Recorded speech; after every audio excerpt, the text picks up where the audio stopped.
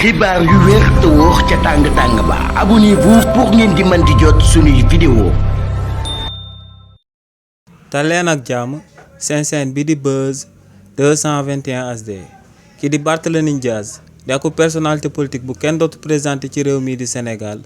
ginnaaw ba mu desee 72 heures ngir ñu daal di amal ay élection ci biir mairie ba ca Dakar ngir daal di tànn ki nga xam ne moom moo ko war a daal di wuutu foofee kii di Barthélémy Dias daal dinay entamé ak procédure judiciaire ngir li ni mel ñu daal di koy neenal ci biir mairie ba ca Dakar. si li ni mel kii di Barthélémy Dias procédure judiciaire bu mu entamé waat du lenn lu akub recours bu ñuy dippee juridiquement une requête aux fins de sursis à exécution. maanaam akub recours la si bi nga xam ne kookee di Barthélémy Dias day sàkku ci waa Cour suprême ngir ñu daal di tere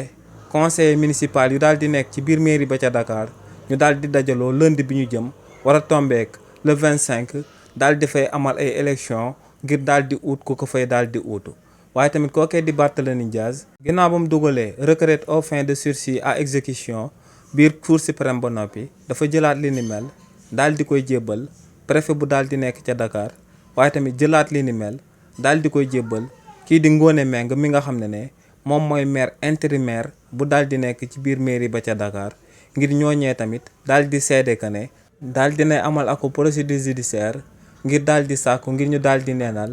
élection yi nga xam ne moom la ñu war a amal lundi le 25 août